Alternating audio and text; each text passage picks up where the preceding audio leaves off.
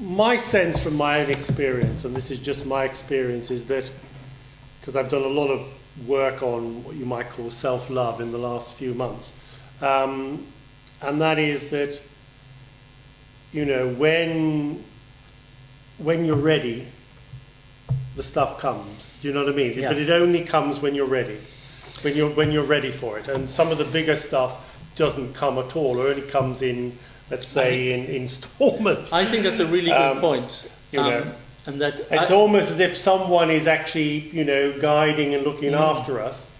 You know, and I'll come back to this in the context of Carla later, because this is an interesting point. That, you know, it's almost as if someone's saying, well, actually, you're not quite ready yet, Glenn, for the bigger stuff. We're going to take you through this.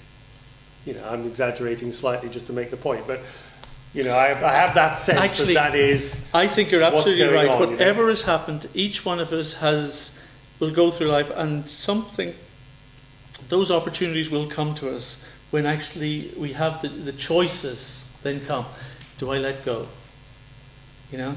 And sometimes there's a fear, if I let go, who will I be then? And that you're aware of it, that you're going to be, again, it goes back to the 3 A's. But that's why it's, you know, when we live a life, when you were talking earlier about kind of, you know, things which, not necessarily addictions in the heavy sense, in the priory sense, but things which maybe subvert our clear thinking and our higher thinking, so that we're, you know... Well, it's not thinking, it's the emotions. Yes, but of course there is an emotion attached pushing to the down thoughts, subverting kind of the emotions and pushing them down, and not allowing those opportunities for that choice to hold or let go to come up.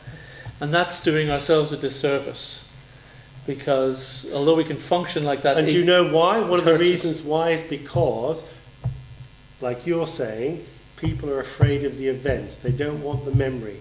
It's not just the feelings. It's like it's like a double whammy in a sense. They don't want the feelings, but they don't want the memory either.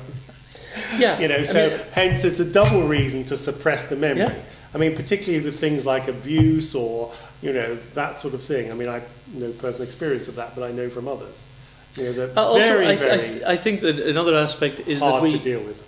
We kind of create a personality for ourselves based on these emotions and these traumas. We have a picture of ourselves as a victim, and that allows me to justify why I'm like this and why maybe I get angry, why I don't achieve, you know, why I'm the way. And if I let go of what I think are the causes for my personality, then who will I be? What will this new person be like? And that's scary. Let's say I've got feelings, some feelings that I'm experiencing that may or may not be associated with some trauma or some pain or discomfort that I've experienced in the past. Doesn't really matter, that's context, right? Now, I imagine myself, right? This is a very practical application and it works. I've done it myself, right? I imagine myself as an energy body. In other words, I suddenly imagine myself as just energy. My body is not there, you know, the emotions are not there, but they're like sort of, you know, they're little balls sort of, you know, juggling in the air like the plasma screen, but everything else is a plasma screen as well. Everything. There's no separation, there's no distinction. Everything is a plasma screen. Now, I know screen implies limitation, but I'm just doing this to, you know, to explain a huge plasma cosmos, if you like, to illustrate the point. Now, what I do, I imagine that discomfort and those feelings as energy. Guess what? That energy then transforms. You know, the observer affects the observed, right? Quantum physics. That energy then transforms, so those feelings change, right? Now, that's nice. So how do you transform it, and what? Well, I don't know. It doesn't matter. Does it matter how I? No. But in what way does it transform? And is there a danger that it could be strengthened? I would say, I don't know. This is something I've experimented with. I would say it's a matter of intent, okay? Yeah. If I put out the intent to change these feelings, to make them well, if you like, a bit like, you know, the Simonton stuff with cancer, you know, where he gets people to visualize the white blood cells attacking the red blood cells, or is it the other way around? I don't know, don't remember. That sort of thing, right? Probably useful to get that one right. It's probably useful, yeah, exactly. Get that one right. Check that out for yourselves at home, right? But seriously, you know, but you know, I'm just giving that as an analogy. But if I have the intent, if you like, to integrate those, if you like, ill or not very nice feelings into part of a whole.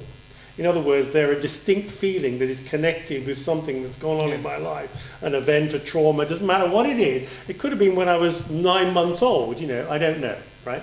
Because there's no obvious association, but I create and I turn it into energy, if you like, in my mind or in my consciousness. I change my state of consciousness. Remember what Einstein said, right? You cannot solve a problem from a different state of consciousness. You change the state of consciousness to solve the problem. Slightly different application from the same thing. So that's what I'm doing. Now my intent, if you like, is to integrate those feelings in a holistic way.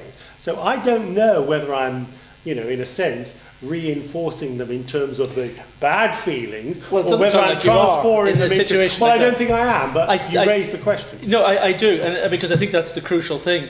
That it sounds to me that in focusing, say, on emotions we have, if we become attached and hurt by those feelings, we let those feelings prey on us even more by dwelling on them, we're reinforcing them.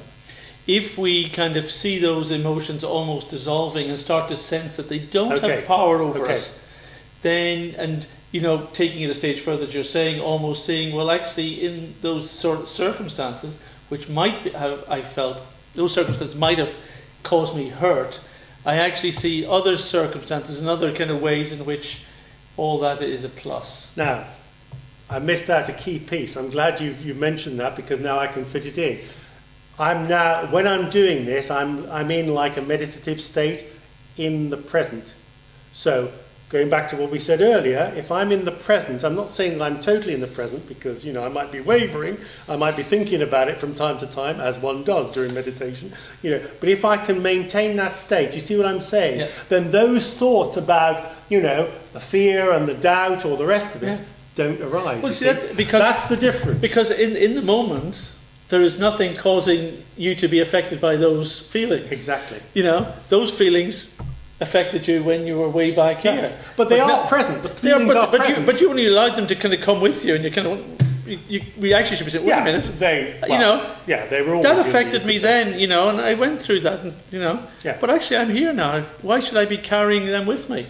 Yeah.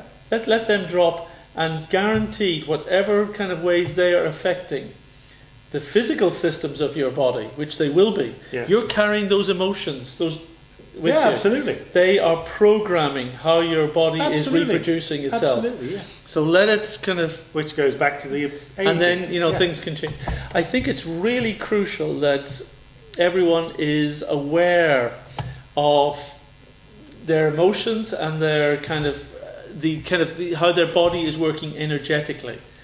You know, we tend to, I've got a back pain, you know. We kind of get affected by the physical aspects. Yeah. But generally, you know, there's something lodged, some little energy kind of block. Absolutely. I know this isn't, we're sounding really new agey here. But I don't think so. This is unfortunately, you know, I think it's a science. It's quantum physics. You know? It's what's driving you know, the cause of our illnesses. And I think we just need to be aware that, you know, emotions I'm feeling, could be very careful of them, because whatever emotions you're generating in your head are going to find a place to live in your body. Yeah, absolutely. You know, they'll go into your system somewhere. You know. Not only that, they go out into the energy field. Yeah. It's a double whammy, because we are the energy field as well. You know, again, you know, we are all one. We are all one energy. And we're also individuations of energy.